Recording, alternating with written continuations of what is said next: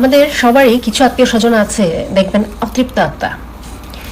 তাদের আত্মার শান্তি আপনি কিছুতেই করতে পারবেন না, যতই জিনিসপত্র দেন, ভালোবাসেন, ভালো ব্যবহার করেন, খোঁজ খবর নেন, সামহাউ সামওয়্যার দে মিস সামথিং। কিছু না কিছু তাদের কমতি পড়ে যায়, আক্ষেপের কোনো কমতি নাই। এদিকে পৃথিবীটা গিভ অ্যান্ড টেক হলেও দেখা যায় যে যাদের আফসোসের পরিমাণটা বেশি, তাদের গিভিং এর পরিমাণটা খুবই কম। তারা নিতে ভালোবাসে, দিতে ভালোবাসে না। তারা দেয় কি জানেন? পেইন।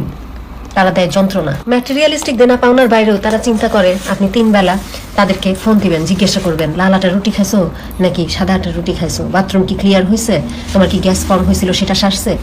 এখন এত জনে জনে আপনি কিভাবে এত খোঁজ খবর নেবেন, কিভাবে তাদের এই ভালোবাসার অভিব্যক্তি করবেন, কিভাবে তার প্রকাশ করবেন? আপনি তাদের জন্য কিছু কিনে দেন, সেখানেও তার কমতি পড়ে যাবে।